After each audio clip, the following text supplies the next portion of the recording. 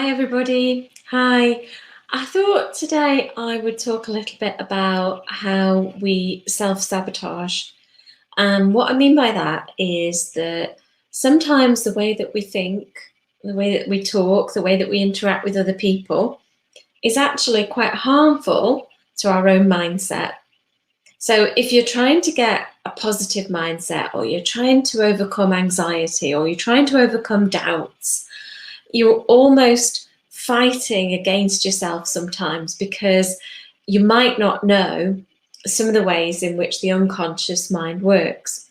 So I'm just going to go through 3 little tips for how to get your unconscious mind feeling a little bit better about things and helping you along the way rather than hampering you.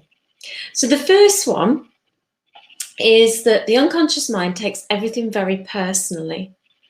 So what do I mean by that? It means that when you're talking to yourself inside your head, or when you're talking to other people, or even when you're just listening to a conversation, so you're not actually speaking, your unconscious mind is absorbing everything and thinking that you're talking about it.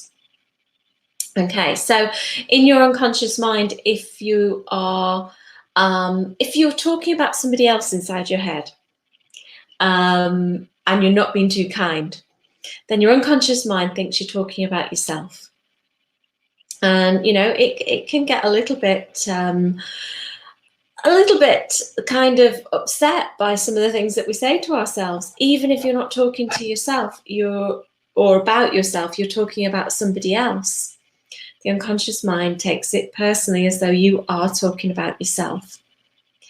If you're having a conversation with somebody else, you might be being a little bit modest about yourself, and you might be doing it with good humour.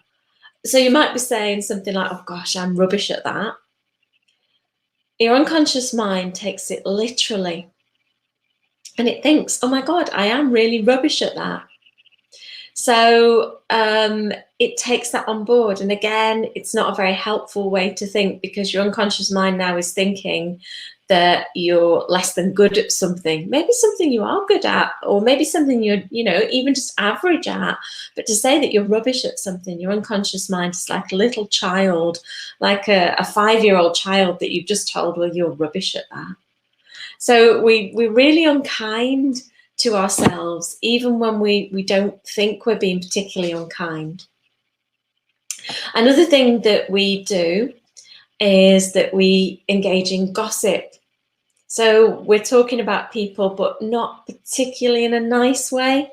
Again, whether you're talking about yourself or talking about somebody else, your unconscious mind thinks you're talking about yourself. So if you think about even just a day's activity, when you've talked a lot inside your head, when you've talked to other people, when you've shown some kind of modesty, maybe been a little bit unkind to yourself, your unconscious mind, like that 5-year-old child, has picked it all up and absorbed it as though it's 100% true and it's 100% about you. So what we need to do is to stop gossiping, stop being unkind inside our own heads about ourselves and about others as well. And that will help us just to see ourselves in a better light. It just helps us along the way. Sometimes not seeing yourself in a good light for a long, long time can lead to some really horrible conditions and some really horrible ways of thinking about yourself, and lack of self-esteem and lack of self-confidence, just to name 2 of them. The second thing that I want to tell you about the unconscious mind is that it loves to help you out. It loves to try and get for you what you're asking for. So what you're asking for, in a way, is what you're focusing on, what you're thinking about. So if you're thinking about really nice outcomes and things going well and just being a bit happy, then your unconscious mind is going to try and get you a bit more of that. if you focus on things that are negative, so if you're worrying about something, if you're nervous, if you're anxious, if you're just feeling bad about something, then your unconscious mind doesn't make a judgment about what's good or bad for you. It decides that must be what they want because that's what they're focusing on. I'll get some more of that for them. So this is why sometimes you feel as though sometimes you're in a run of bad luck. 100 negative things seem to flow one after another.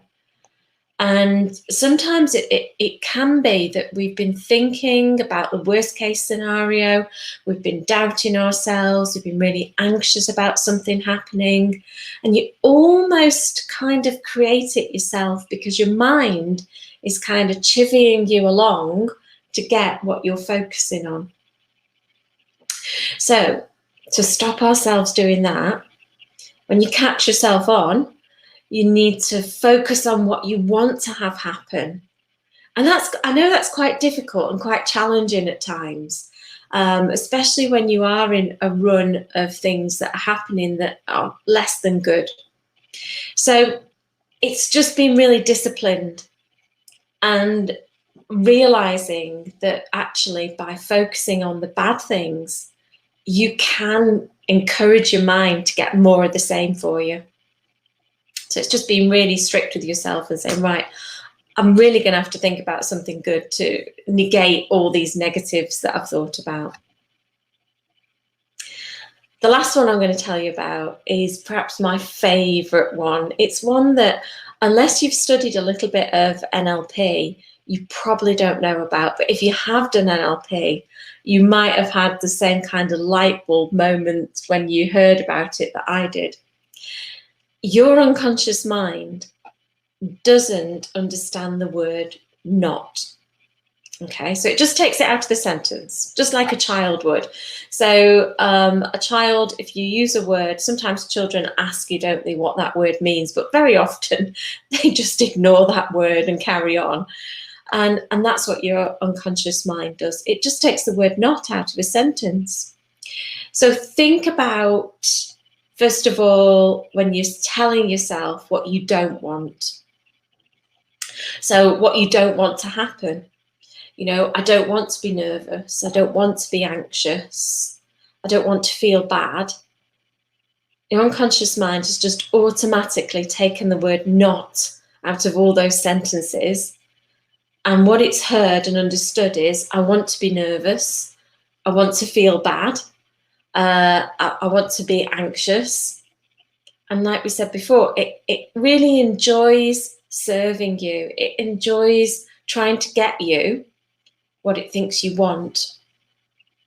So it's striving then to get you to feel anxious, to get you to feel bad, to get you to feel nervous.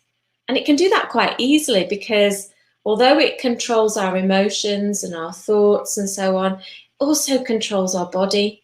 So it's really easy to develop anxious feelings because you just get some adrenaline pumping.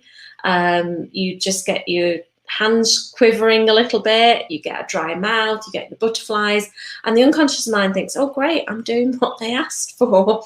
But obviously you have asked for exactly the opposite. So have a little think about, in the next couple of days, when you say to yourself, I don't want something to happen, and reverse it. So say what you do want to happen. And also think about the number of times in general conversation that we say something like, don't do that, don't do it that way, don't do that, don't do this. And that's, sometimes we're just telling somebody what to do or we're teaching them what to do. Their unconscious mind takes the word not out. And so their unconscious mind hears, again, the exact opposite of what you've just asked them to do. So it's quite curious when you start thinking about these things. So if you need to teach somebody something or show them how to do something or tell them how to do something, then have a go at saying it, but avoiding the word not. so that their unconscious mind takes on board exactly what you mean.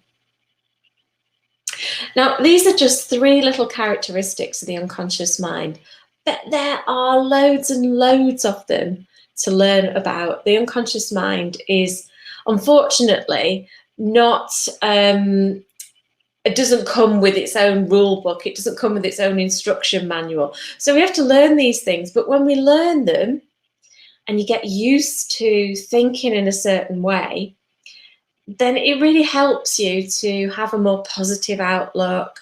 It really helps you to almost protect your mind from things like doubts and uncertainties and feeling bad.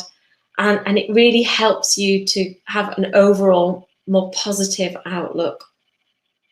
So I thought what I would do is next week I'll tell you a few more characteristics of the unconscious mind. So again, you're not self-sabotaging. You're working with the mind, and your mind is working for you. Take care for now, and I will see you next week. Bye for now. Bye.